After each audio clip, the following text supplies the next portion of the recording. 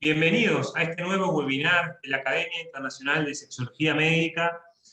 Es un honor para la Academia contar con este integrante, con un académico de lujo como el doctor Manuel Lucas Mateu. Él es médico sexólogo, es presidente de la Sociedad Española de Intervención en Sexología, es miembro vitalicio de la Academia Internacional de Sexología Médica, profesor en Maestreados de Sexología en la Universidad de Almería, de Sevilla, Camilo José Cela de Madrid, la Universidad Autónoma de Chile y la Universidad Cuenca de Ecuador.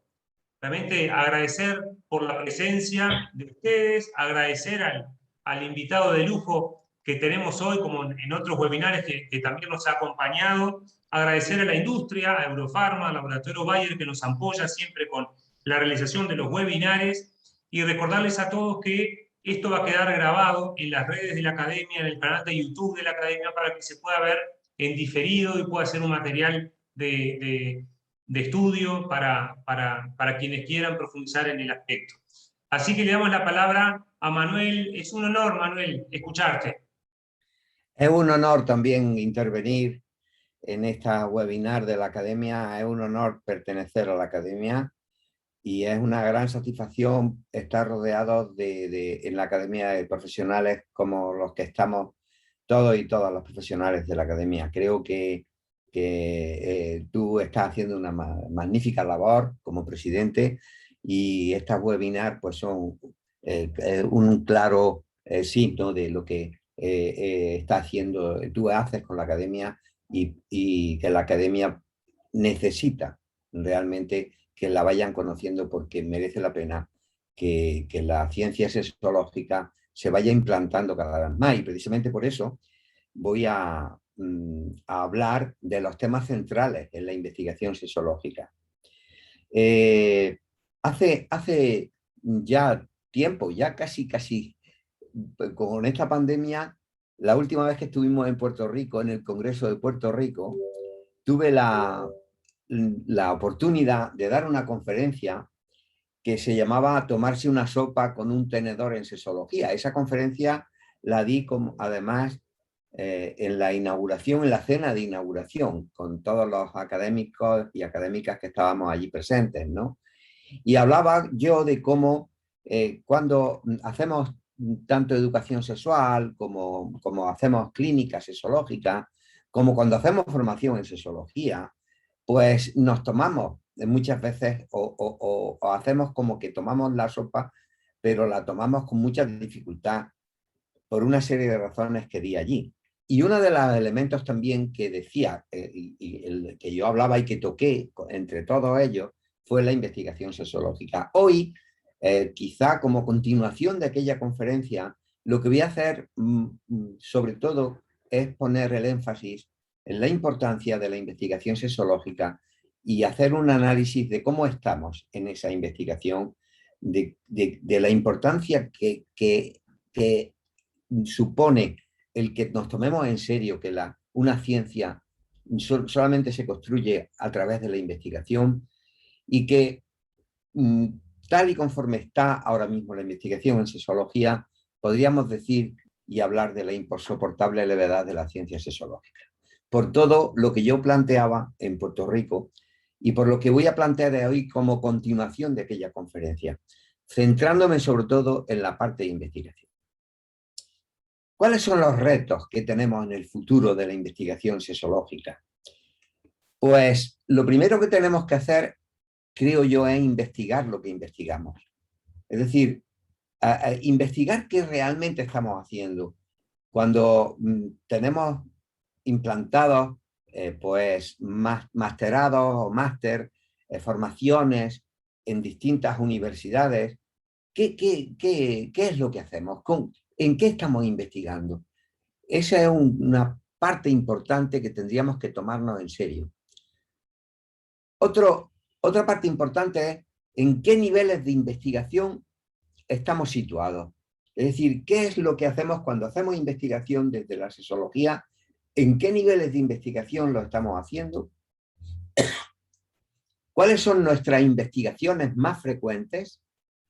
Y lo que es más importante, cuáles son nuestras investigaciones más escasas y cuáles son o tendrían que ser las investigaciones de futuro para que la ciencia sexológica empiece a consolidarse realmente y para que dejemos de tomarnos en la sopa con el tenedor que yo hablaba en Puerto Rico hace ya 2 años, me parece, o 3 años, ya se me ha olvidado, porque con la pandemia hemos dejado de disfrutar de estos encuentros tan maravillosos que supone el ir a los congresos y poder tener contacto con todos y todas las compañeras que estamos trabajando en esta maravillosa ciencia, ¿no? Ya en la conferencia del doctor Tesifón Parrón, académico, de la conferencia cuando fue investido, también académico, el doctor Tesifón Parrón dio una conferencia en la cual ponía de manifiesto cómo había enfermedades raras que estaban más investigadas que la propia investigación en sexología, que los artículos publicados en revistas de impacto eran más escasos en los artículos sexológicos de investigación en sexología que artículos publicados en enfermedades como la enfermedad de Gramenet o otras enfermedades que realmente son raras, que tienen, que por supuesto se necesita que se investigue en ellos, pero que el tema del hecho sexual es un tema sumamente importante, un tema que afecta a la calidad de vida de muchas personas y estamos investigando muy poco, o por lo menos se publica muy poco. Por tanto, la sexología hoy día se mueve entre lo que es la doxa y el episteme. Y hacemos demasiada doxa y poco episteme. Creo que debemos de empezar a pensar que cuando hacemos educación sexual, cuando hacemos clínica, cuando hacemos formación, todo eso que hacemos tenemos que ir entroncándolo cada vez más en la evidencia científica y no en la doxa. La doxa, por supuesto, que está ahí y que es importante la opinión, que son importantes las reflexiones, que son importantes las hipótesis, pero de las hipótesis, de las reflexiones, de las opiniones, tenemos que empezar a llegar a las evidencias. Y este es un tema que yo creo que todavía en sexología es una asignatura pendiente que tenemos que aprobar. Voy a hablar un poquito para que no esté muy situado. Yo reconozco que hablar de investigación siempre es un poco peñazo, ¿no? Porque no es lo mismo hablar del amor o hablar del deseo sexual que hablar de investigación. La investigación siempre es un poco lío. Pero para que a mí me podáis comprender o me puedan comprender algunos, seguro que muchos me comprendéis sin necesidad de que diga esto, pero para muchos de los asistentes quiero decir que la investigación se mueve en niveles. Hay un nivel exploratorio de la investigación que lo que intenta es descubrir los problemas, hacer diagnósticos, interpretar la realidad, definir conceptos. Luego hay otro nivel, que es el nivel descriptivo, que lo que hace es describir simplemente la población de estudio y se mueve en el mundo de las medias, de las incidencias, de las prevalencias y de los estudios fundamentalmente univariantes, ¿no? Luego está el nivel relacional. En el nivel relacional hacemos asociaciones y correlaciones entre variables. Medimos la fuerza de relación que existen distintas variables y los factores relacionados. Y por eso, fundamentalmente, en el nivel relacional hacemos análisis bivariantes. Son muy útiles y nos dan muchos datos y aquí ya con este tipo de análisis a nivel relacional podemos empezar a inferir cosas. Pero luego hay una investigación que para la sexología tendría que ser mucho más importante y lo voy a después explicar mejor, que es el nivel explicativo. La hipótesis de la causalidad, los estudios causa-efecto, es decir, los estudios cuasi experimentales y experimentales, los estudios longitudinales que van a hacer, por ejemplo, a nivel clínico, que podamos basar las cosas que hacemos, las terapias que aplicamos, basarlas en la evidencia. Y luego está el nivel predictivo, que es muy importante también, porque en el nivel relacional muchas veces nos quedamos diciendo, bueno, pues hay una fuerza importante entre esta variable y esta, y por tanto esto lo tenemos que tener en cuenta.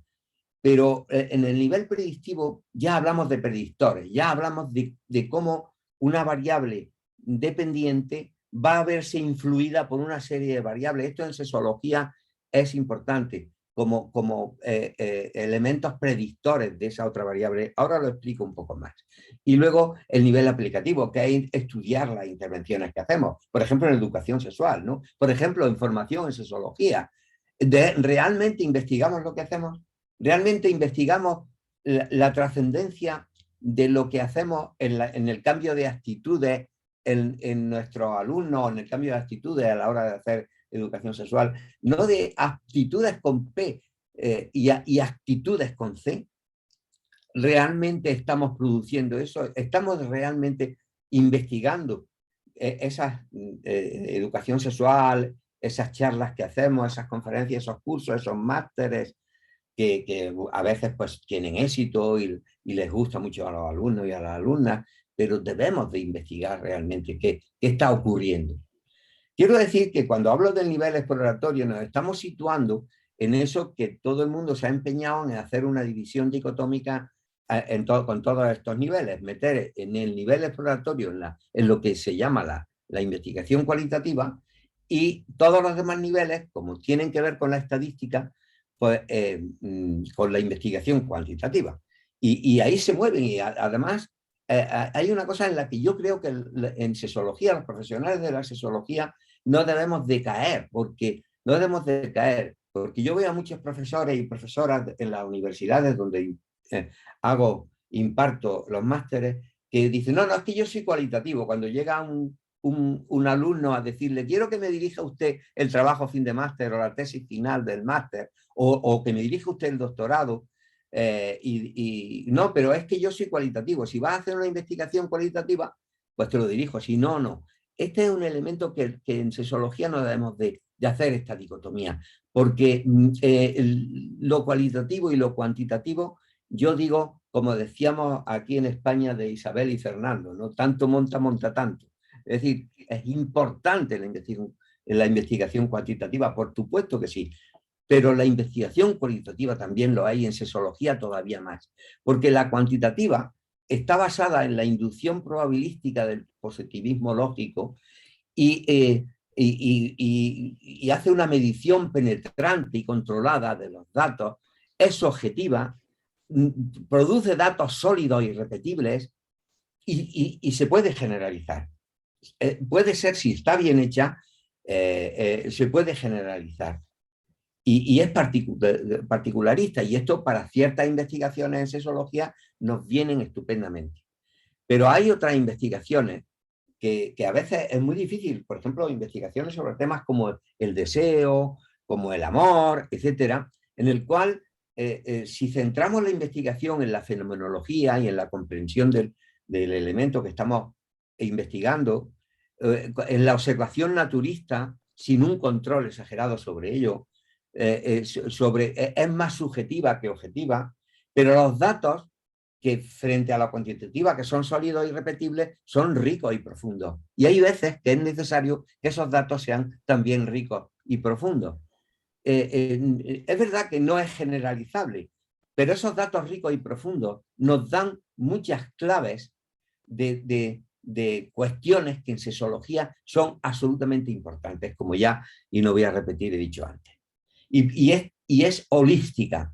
Y esto también es importante porque siempre nos hemos cansado de repetir que el estudio de la ciencia sexológica tiene que ser holístico y la investigación cualitativa no aporta eso. Por tanto, vuelvo a repetir, tanto monta tanto, y no deberíamos de decir, yo es que soy un sexólogo o una sexóloga, que la investigación que hago es exclusivamente cuantitativa, porque nos vamos a perder muchas cosas. A veces incluso hay elementos que tenemos que investigar y hacer una investigación mixta y investigar desde el punto de vista cuantitativo investigar también desde el punto de vista cualitativo. ¿Cuáles son, como decía antes, nuestras investigaciones más frecuentes? Bueno, pues qué duda cabe que el nivel exploratorio, ¿verdad?, en el que identificamos, diagnosticamos, interpretamos, hallamos, que es la investigación cualitativa, está bastante extendida. Está bastante extendida porque, entre otras cosas, es muy importante.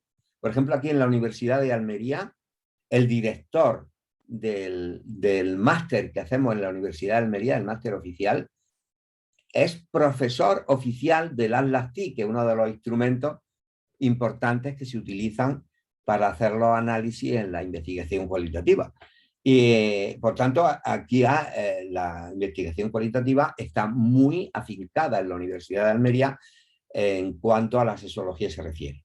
Pero también tenemos grandes profesores de metodología cuantitativa en el máster de sesología de la Universidad de Almería y por tanto también se han, desde hace ya bastantes años, tanto trabajos fin de máster como doctorados que se están haciendo.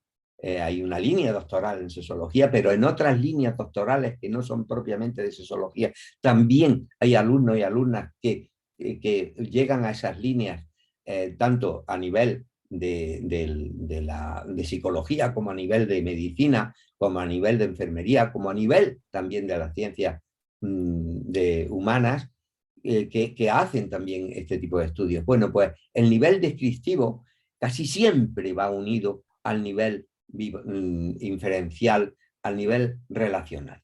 Es decir, casi siempre lo unimos, porque cuando se hace un trabajo de campo en el cual tú has pasado, por ejemplo, una escala validada o dos escalas validadas más a un sociodemográfico, a un número determinado e importante de población, pues quedarse solamente en un análisis descriptivo pues sería un poco tonto, ¿no?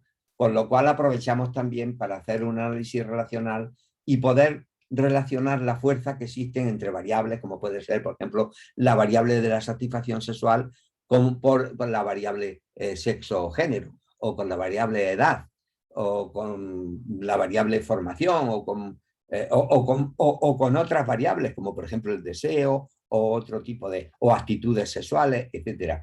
Esto está muy, desde hace ya años, hay muchísimas investigaciones, unas que están publicadas en la propia Universidad de Almería, porque aquí, por ejemplo, solamente se publican las que sacan un sobresaliente, las demás no se publican en la propia universidad. Pero luego después, pues hay muchas personas que han hecho publicaciones en revistas de impacto y en otras revistas, bueno, que no son tan, a lo mejor del cuartil 1 o cuartil 2, pero se están haciendo. Y esto está haciendo que poco a poco esa especie de déficit en investigación que se está haciendo, se está poco a poco rellenando. Y esto es muy importante, por eso es tan importante que haya llegado la sexología y llegue cada vez más a la universidad. O sea, la sexología tiene que llevar a la universidad para que la sexología sea una ciencia. Porque en la universidad se sigue un trayecto que no es solamente el trayecto profesional, sino, y por tanto se necesita, y los alumnos y las alumnas necesitan hacer investigaciones, primero obligados por los trabajos fin de máster y luego para hacer doctorados, si quieren seguir avanzando en una carrera más de tipo académico, ¿no? Bien, entonces sí que esto está bastante profuso. También, pero aquí menos, hacemos en lo predictivo.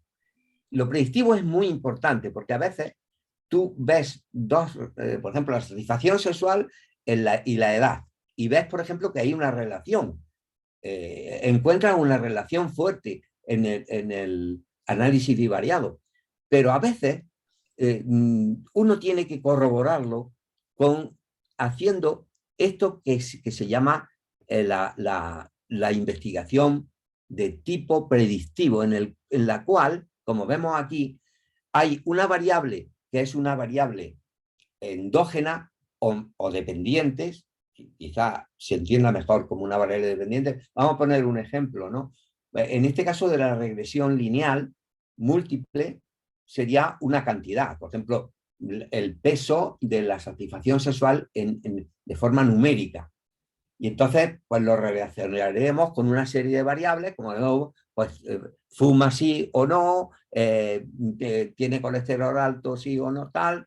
Bueno, pues ahí podemos ver que esa variable cuantitativa con otras variables que pueden ser cuantitativas, cualitativas, que son exógenas y que son predictores y que son predictivas de esa variable, nos van a dar muchos datos sobre todo lo que queremos averiguar. Por ejemplo, la disfunción eréctil. La disfunción eréctil ya hemos dicho muchas veces y parece que esto está más que estudiado, que como puede ser predictora a su vez de un infarto de miocardio. Es decir, esto está claro, pero ¿cuáles son los elementos predictores de una disfunción eréctil? Si hay disfunción eréctil o no, ya estaríamos en una variable cualitativa, dicotómica, en la cual vamos a ver que si fuma o no fuma el individuo, qué niveles de colesterol tiene, alto, medio, bajo, etcétera, etcétera, etcétera. Y ver una serie de variables que pueden ser posibles predictores y ver la fuerza de la relación que existe de estas variables y la fuerza predictora que tienen estas variables con la variable dependiente, que en este caso sería la disfunción eréctil, ¿no? Sí o no. Esto es importante. Lo hacemos, pero lo hacemos menos. Y deberíamos de empezar a hacerlo más. Y deberíamos empezar a hacerlo más. Posiblemente pues porque las regresiones logísticas y las regresiones lineales son difíciles de interpretar ya a la hora de hacer análisis y nos solemos quedar en las correlaciones, en las relaciones, sobre todo en los trabajos fin de máster. Pero en los doctorados esto hay que empezar a hacerlo claramente. Pero sí hay algo que no hacemos y que tenemos que hacer, es las investigaciones a nivel explicativo. Son las investigaciones que de verdad nos van a dar evidencia si una terapia que estamos aplicando es una terapia que tiene evidencia científica. Una terapia sexológica que estamos aplicando tiene evidencia científica. Y para esto, sin más remedio, tenemos que irnos a nivel explicativo. Y tenemos que irnos a hacer estudios randomizados, estudios con grupos control y estudios longitudinales para poder averiguar que una determinada terapia, que hacemos muchas y que ninguna de ellas tiene evidencia científica, aunque sí es verdad que tenemos la experiencia de que mejoran y pueden mejorar a las personas, pero nunca vamos a saber si esa mejora que se produce por lo que estamos aplicando es una mejora en la que entran elementos como podría ser, por ejemplo, el efecto placebo. Por tanto, este es un elemento necesario, absolutamente necesario. Y también es necesario el nivel aplicativo, es decir, estudiar las intervenciones. Y esto en educación sexual es fundamental. O sea, nosotros no podemos seguir haciendo educación sexual sin ver qué efecto está produciendo lo que estamos haciendo. Los programas de educación sexual que estamos haciendo, desgraciadamente se hacen pocos, pero los que hagamos tenemos que ver si realmente estamos produciendo cambios en las actitudes sexuales, si estamos produciendo cambios no solamente en el conocimiento, porque en el conocimiento es fácil de averiguar haciendo un test de conocimiento y ya está. Pero realmente, fijaros, las pocas veces que hemos hecho esto, y yo lo he hecho alguna vez, lo que sí he comprobado es que es mucho más fácil y mucho más sencillo producir cambios en los conocimientos y muchísimo más difícil es producir cambios en las actitudes. Y realmente, si queremos que una educación sexual tenga un efecto como el que queremos producir, sin más remedio, tenemos que hacer una metodología, unos objetivos, unos contenidos que tienen que analizarse con un nivel aplicativo de investigación para ver si realmente estamos produciendo cambios en las actitudes. Porque si no producimos cambios en las actitudes, va a ser muy difícil que produzcamos cambios también en las conductas. Va a ser muy difícil. De hecho, casi todas las revoluciones han fracasado porque han producido cambios impuestos en las conductas y no han producido cambios en las actitudes. Y este es un elemento importante también en formación sexológica. ¿Qué estamos haciendo con nuestros alumnos y alumnas en la formación sexológica? No solamente en las capacidades que están teniendo, porque no olvidemos que la actitud del profesional, del futuro profesional, va a ser muy importante, no solamente la actitud con P, sino la actitud con C. Va a ser muy importante, porque nosotros estamos trabajando un material altamente sensible y estamos trabajando, y eso hace que las consultas y todos los que hacemos con clínica sexológica lo sabemos por experiencia. No es lo mismo hacer una consulta sexológica que hacer una consulta de dermatología. En absoluto, no es lo mismo. Porque el paciente, el perfil del paciente que viene, cómo viene, cuándo viene, de qué forma viene, es totalmente diferente. Y nosotros, el nivel de empatía y el nivel de actitud que nosotros tenemos que tener es importante. Por tanto, el medir ese tipo de cosas en los profesionales que estamos formando en sexología es importante, es muy importante. Pero la gran pregunta es, ¿la sexología clínica que estamos haciendo está basada en la evidencia? Esa es la gran pregunta.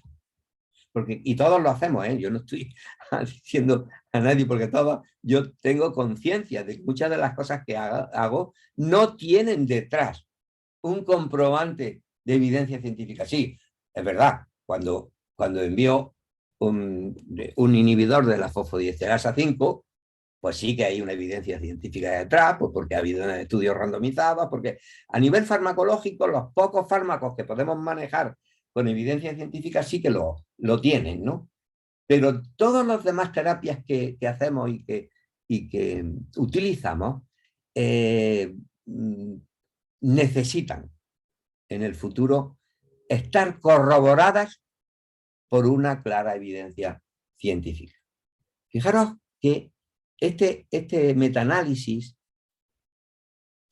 hecho en un principio hace ya pues más de una década, sobre 6.000 estudios. Al final, una vez, y ya sabéis que se producen los metaanálisis, un filtrado, acaban en 345. Fueron excluidos registros pues por el título o por resumen, etcétera. Artículos de texto completo evaluados fueron 199. Artículos de texto completo excluidos fueron 165. Las razones fueron, pues, por razones de diseño, que no era correcto para los autores, por razones de la intervención que se había producido a la hora de hacer la investigación, que tampoco era correcta, 42 se excluyeron también, por razones de una población insuficiente o de una muestra poblacional insuficiente o por razones de datos insuficientes. El caso es que finalmente, pues el número total de estudios incluidos fueron 34. Fijaros, 34 estudios. De estos estudios, de estos 34 estudios, solamente 20 eran estudios con un control de lista de espera, con un grupo control en lista de espera. Explico un poco qué es un grupo, bueno, un grupo control, creo que todos los que nos están oyendo saben lo que es un grupo control, ¿no? Pero en lista de espera, un grupo control es para que las personas que se supone o que suponían que estaban siendo sometidas a una terapia y que no lo están, porque serían el grupo control, quedarían en lista de espera para, si esa terapia es útil, también recibirla de forma gratuita. Es decir, que no quedaran excluidos de esa terapia, aunque en un principio durante la investigación lo hicieran, ¿vale? Este tipo de estudios vemos que solamente en lo que es deseo sexual hipoactivo y problemas de orgasmo en la mujer daban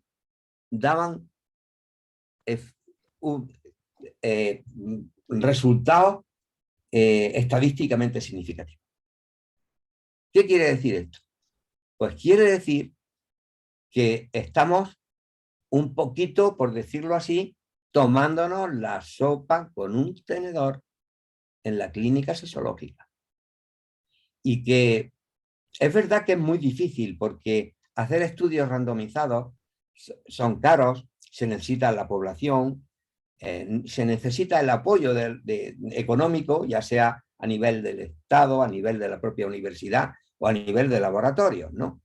Pero es necesario hacerlo y además después los comités de ética pues son bastante estrictos con este tipo de estudios y por tanto el filtro, por ejemplo, para hacer un trabajo fin de máster de tipo randomizado prácticamente a nosotros nos resulta imposible, porque en un año, 2 años y medio, 2 años que suelen durar los másteres, no da tiempo a hacer y a preparar este tipo de trabajo.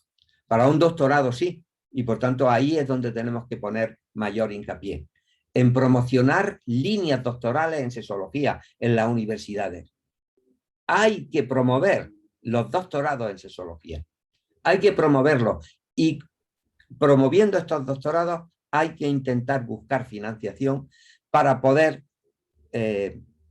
hacer que eso que hacemos, que yo estoy seguro que lo hacemos bien, es decir, yo estoy seguro porque sabemos y notamos cómo los pacientes progresan adecuadamente, pero nunca vamos a saber si no se ha hecho un estudio randomizado, si eso que estamos haciendo es un poquito de placebo. Entonces, ¿hasta dónde llega ese efecto placebo y hasta dónde no llega? Y este es un elemento importantísimo de futuro, es un elemento que tenemos que plantearnos en el futuro. Todas las personas que tenemos la suerte de estar trabajando en universidades, impartiendo módulos en másteres universitarios y dirigiendo doctorados también en universidades. Creo que este es un elemento importante, porque todavía hay muchas lagunas en la investigación de la parte clínica que deben de llenarse, como la eficacia de intervenciones específicas para disfunciones sexuales, la eficacia comparativa de diferentes intervenciones, ver esa eficacia y ver realmente si eso tiene evidencia clínica. A mí no me vale, como yo he visto en algunos estudios que se han presentado, incluso en nuestros congresos, que diga una persona, es que yo he puesto tal cosa y el 60% han mejorado. Pero bueno, usted ha hecho un grupo control. Usted ha visto esto con un estudio randomizado. No puede usted presentar esto como algo que dé evidencia científica. Y esto, desgraciadamente, también lo hacemos. Y es un elemento en el que tenemos que empezar a hacer y actuar de forma más seria en ese sentido.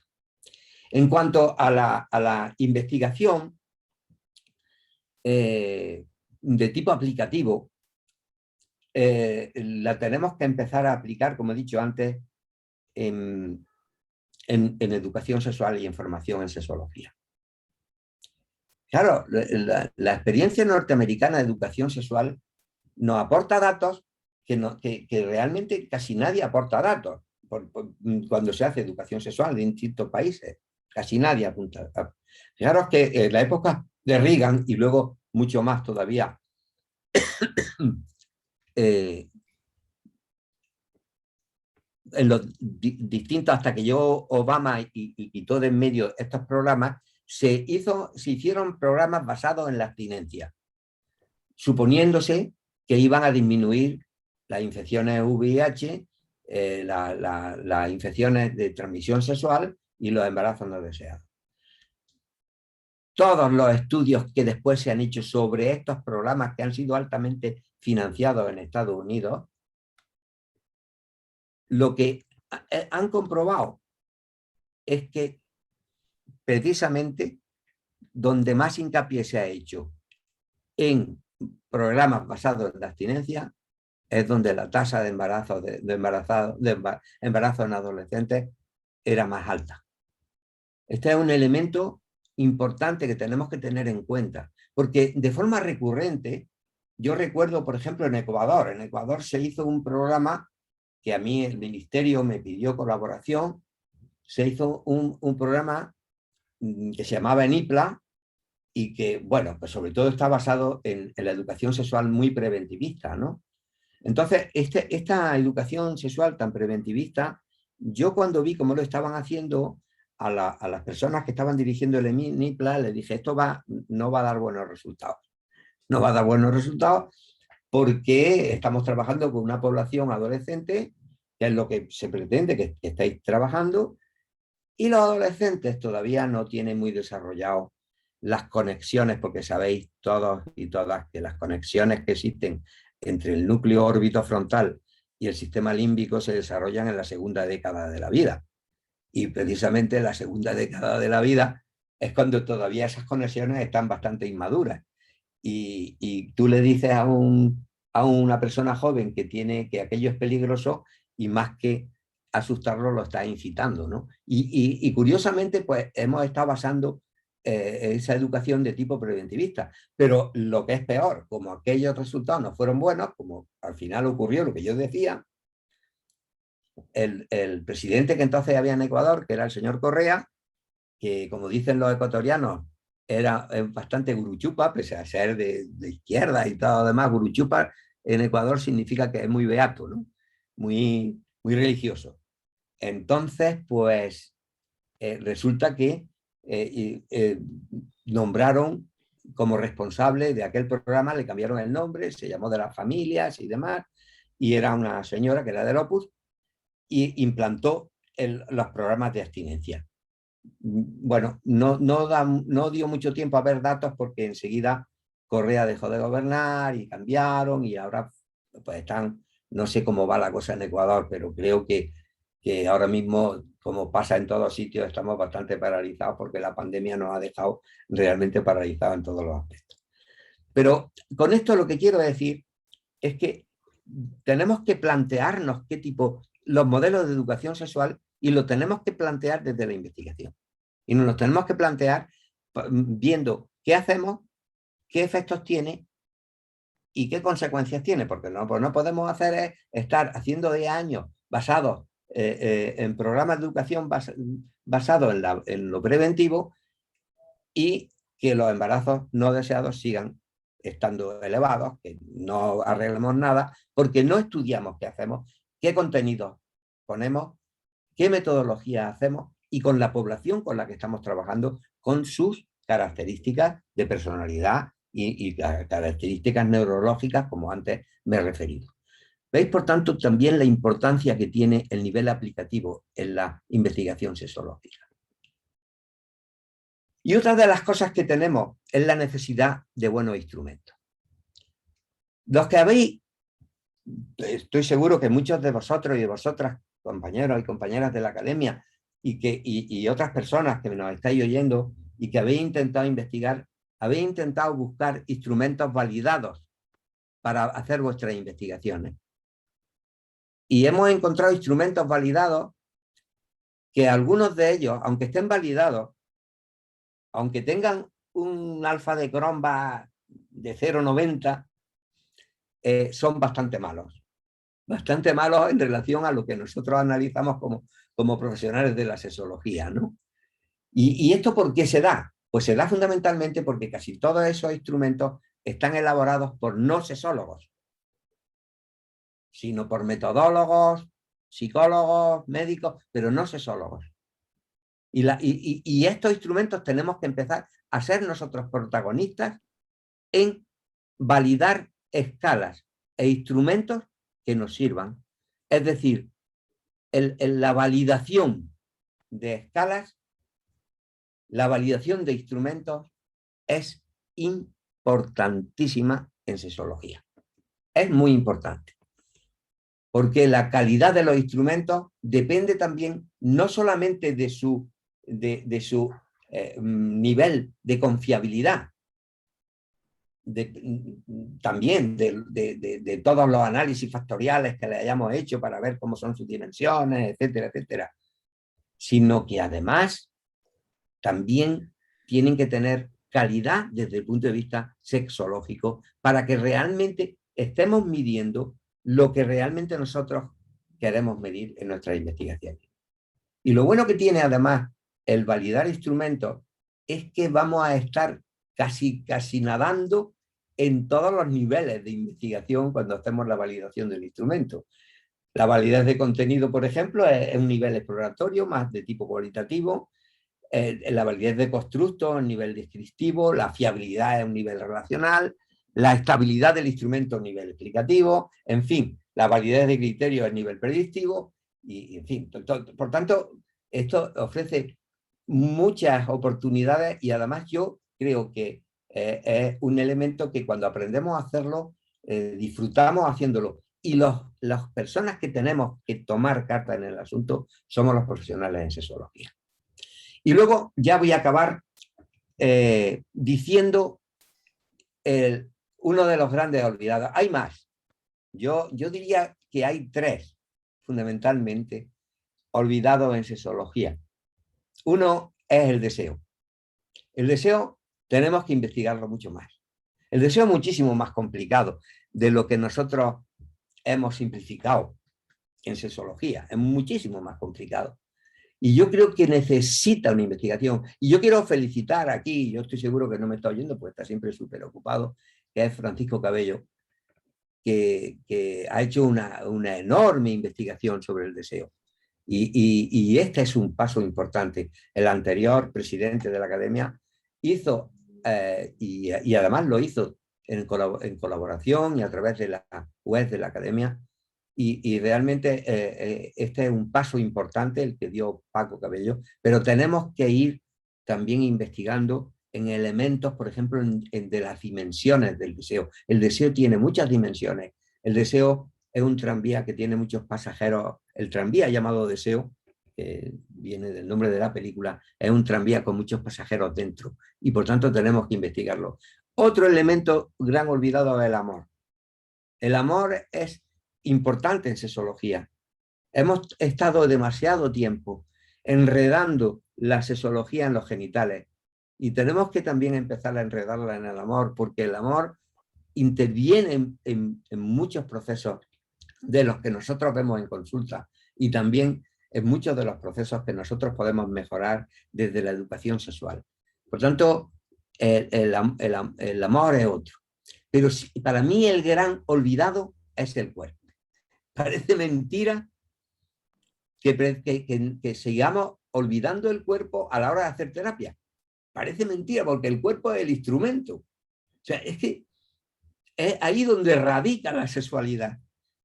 El cuerpo es el que puede ser capaz o incapaz. El que tiene una tal cantidad de capacidades que realmente sorprende cuando se empieza a trabajar con él. Yo llevo años trabajando con el cuerpo. Pero es el gran olvidado. Investigamos muy pocas cosas en sexología sobre el cuerpo. Yo hace ya muchísimos años, en los años 80, a principios de los 80, fundé un grupo de investigación en comunicación sexual que lo que hizo fue investigar todas las técnicas relacionadas con la comunicación sexual no verbal y corporal. Esta investigación la conocen muchos y muchas de nuestros alumnos porque además, gracias a esa investigación han recibido talleres también basados en esa investigación que duró 4 años en un grupo de profesionales que comenzamos en 1986 y que hicimos una investigación muy importante de tipo cualitativo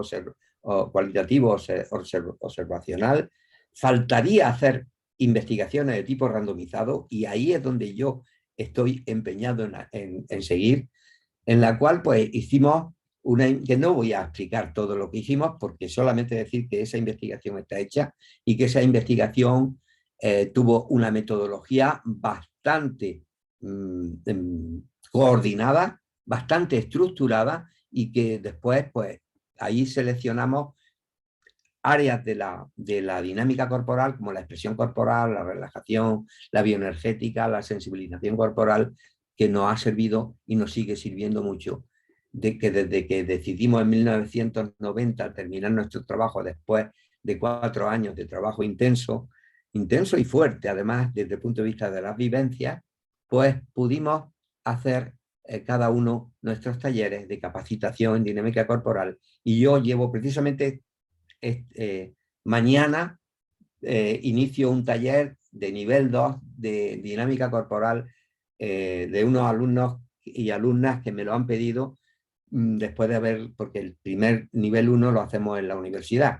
El nivel 2 vamos a estar en un cortijo, ya todo el mundo está vacunado, todo el mundo se ha hecho pruebas PCR para ver que estamos bien, para poder hacer el taller, y lo vamos a hacer este fin de semana. Precisamente por eso cambiamos la webinar esta a este día, porque iba a ser mañana, ¿no? Pero mañana estoy yo trabajando dinámica corporal. Bueno, pues esta investigación fue muy importante, pero hay otro grupo ahora de investigación que se llama HIT2, de gente joven, de alumnos y alumnas jóvenes que empezaron muy entusiasmados a hacer y a intentar empezar a hacer ya estudios de tipo experimental o cuasi experimental con el cuerpo. La desgracia es que esta pandemia nos ha impedido seguir adelante. Vamos a retomar en el momento que esto sea posible estas investigaciones, porque hay que hacerlas con personas, y las investigaciones sobre el cuerpo tiene que haber contacto, tiene que haber elementos que ahora mismo con la pandemia pues son difíciles de llevar. Pero estamos en ello. Quiero decir que este es un elemento que no tiene que ser solo de este grupo de investigación, sino que tiene que ser un elemento de futuro en la investigación sexológica. Y no quiero hacerme más pesado, porque hablar de investigación siempre es un poco pesado, ¿eh? Es un poco pesado. Es más bonito hablar del amor, del deseo, pero bueno, esto es necesario hacerlo, y tenemos sin más remedio que tomar conciencia que esa ciencia de la que estamos todos y todas las personas que estamos en la academia súper enamorados, y hay personas que llevan trabajando, Eusebio, que estaba presente, por ejemplo, ¿cómo voy a decir? Fernando Bianco, Ricardo Cavalcanti, Rubén Hernández, no, en fin, es que son muchas personas que llevan muchos años. Pues yo ya estoy mayor y llevo también muchos años, pero ellos llevan más años que yo porque son más mayores que yo, y les tengo un enorme respeto. Pero hemos sentado unas bases, pero esas bases tienen que consolidarse a base de la investigación, y hacer que la investigación, y tener claro, es el futuro de la ciencia sexológica, de la sexología clínica y de la educación sexual. Muchísimas gracias. No sé si hay tiempo para preguntas, para dudas, etc. Qué brillante, Manuel, como siempre, ¿eh? Como siempre. Sin ningún lugar a dudas, el futuro de la ciencia sexológica, de la clínica, de la educación pasa por la investigación. En realidad, yo siempre digo que la metodología científica es lo que diferencia la chabacanería de una sexología como una rama de la ciencia, ¿no? El uso de poder tener niveles de evidencia en cada acción terapéutica que tenemos, respaldo científico, metodológico de cada acción terapéutica, de cada intervención. Claro que, como tú decís, hay lagunas, como la eficacia de cada una de las intervenciones es algo que está como pendiente de ser estudiado, ¿no? El poder romper las barreras del conocimiento para poder llegar a generar conocimiento, ¿no? Esto es la metodología de la investigación. Y obviamente, como vos decís, instrumentos que son la clave para investigar, cuando no son elaborados por sexólogos, que son la mayoría, por más que sean validados a un idioma, validados a una población, pero a veces la gran limitación es esa, que quien lo elaboró no era un sexólogo, y por eso a veces son las limitaciones que tenemos para poder aplicarlo, ¿no? Efectivamente, efectivamente. Manuel, y Sí. ustedes en Almería, contame un poquito, tienen la metodología de investigación como una materia formal de la formación de sexología. Absolutamente, absolutamente. Es decir, nosotros una parte importante, por lo menos la cuarta parte de la docencia se imparte investigación. Es decir, la investigación a todos los niveles. La investigación de todos los niveles que impartimos o imparten, por ejemplo, el que he mencionado, Tesifón Parrón, el doctor que es miembro de la academia, es uno de los profesores de metodología cuantitativa. Luego hay otros profesores magníficos de metodología cualitativa que no están en la academia, pero que, porque no son médicos, si fueran médicos yo los propondría para que estuvieran en la academia, pero son personas que tienen un conocimiento importantísimo. Y los alumnos tienen que elaborar un trabajo fin de máster que tienen que presentar ante un tribunal que además se compone exactamente igual que cuando se va a leer una tesis doctoral. Exactamente igual. El alumno se enfrenta al tribunal, el tribunal le hace esas preguntas, lo puntúa, etc. Y es la parte quizás más complicada pero esto lo estamos extendiendo. Es decir, por ejemplo, el máster que estamos haciendo en Cuenca, Ecuador, también lleva una parte importante de investigación. El máster que estamos haciendo en Chile también se está... Y estamos teniendo problemas porque... ¿por qué? Porque es verdad que las personas van a hacer sexología, pero no se dan cuenta. Dicen, no, es que yo he venido a hacer sexología, yo quiero que me hablen de clínica, ¿vale? Sí, claro que sí, pero tendrás que aprender como profesional de la sexología a investigar.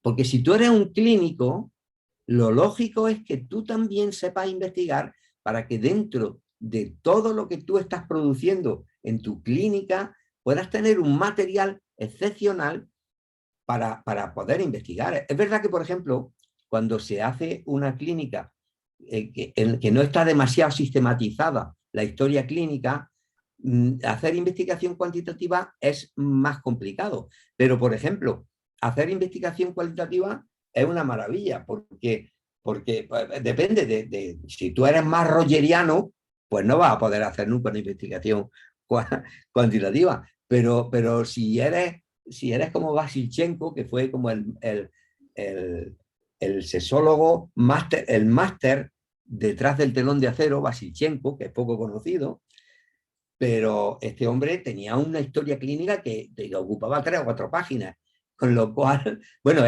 claro, ese es un extremo y el otro extremo es el extremo rogeriano. Entre ambos extremos andamos todos y todas, dependiendo cada uno de la formación que tenemos, del gusto de la experiencia y de cómo nos gusta hacerlo, ¿no?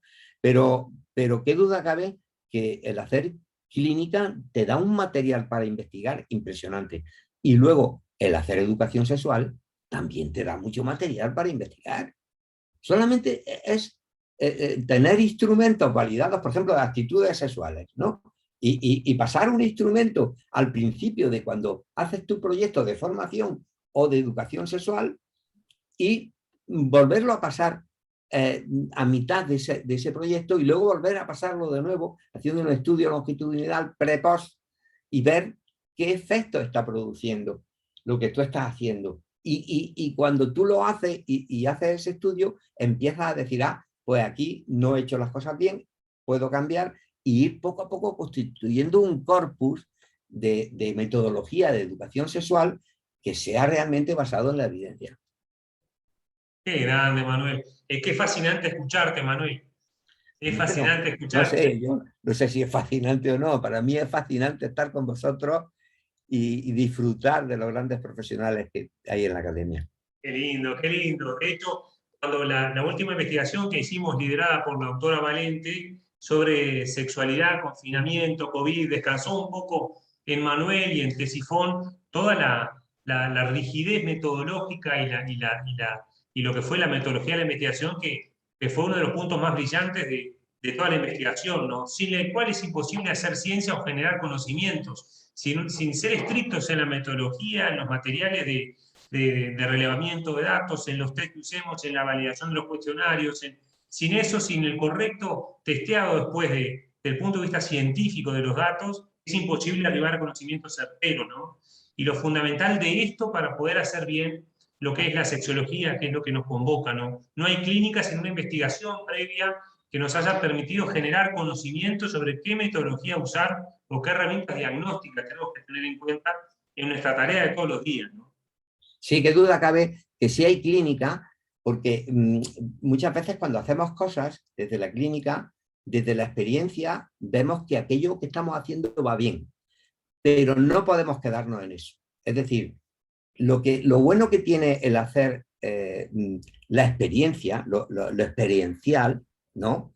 Lo basado en la experiencia, es que te da el paso para que eso que tú estás viendo que va bien en la experiencia, acabe también estando basado en la evidencia. Experiencia, evidencia. Ese es el camino, esa es la ruta y es la que tenemos que seguir todas las personas que hacemos clínica y que ideamos cosas porque todos estamos ideando, somos los sexólogos y las sexólogas somos bastante creativos, ¿no? Y entonces, pues, yo por ejemplo hago mucha terapia de tipo corporal, pero necesito a ese grupo de investigación nuevo para poder hacer estudios randomizados también. Yo sé que hace mucho efecto. Yo sé que va muy bien. Yo sé, decía el doctor Fernando Bianco, que tenemos que hacer también casos clínicos y ponerlos. Creo que sí. Tanto lo creo que en las próximas jornadas de investigación en sexología, que hacemos todos los años y que este año lo vamos a hacer a principios de octubre en Almería, la conferencia inaugural se va a llamar Enfermedades raras en sexología a propósito de un caso. A propósito de un caso que yo he tenido en consulta y es para también concienciar de que a veces estamos perdidos siempre en las clásicas disfunciones sexuales, pero hay personas que están sufriendo porque están sufriendo elementos que no son tan comunes y que nadie les presta atención y que andan desesperados y desesperadas porque ni se ha investigado, ni siquiera desde el punto de vista de la experiencia se ha hecho ese abordaje. Y precisamente eso lo voy a hacer como conferencia inicial. Por tanto, estoy totalmente de acuerdo con Fernando Bianco. Pero cada vez tenemos que todo eso basarlo más en la evidencia. Totalmente de acuerdo también, Manuel, y a eso hay un compromiso de la academia por seguir avanzando y seguir recorriendo esa línea que creo que es la que nos diferencia de otros grupos de estudio, de trabajo. Manuel, agradecerte mucho tu presencia, tu participación, agradecerte todos tus conocimientos, la generosidad de tus conocimientos, y decirte que nos seguimos viendo en próximos webinars, recordarles a todos y todas que esto va a quedar grabado, esto va a quedar colgado en las redes y en la web de la academia, y bueno, desearte muchas gracias, desearte mucha suerte en las jornadas que vas a tener mañana y decir que estamos siempre a la orden. Les mando un abrazo grande. Un abrazo muy grande para todas las personas que nos estén escuchando ahora o que nos vayan a escuchar después, porque todas estas cosas se oyen después más en diferido. Pues en diferido. Suerte mañana con la segunda jornada. Muy bien. Un abrazo. Un abrazo, Manuel. Un abrazo. Chao, chao. Chao.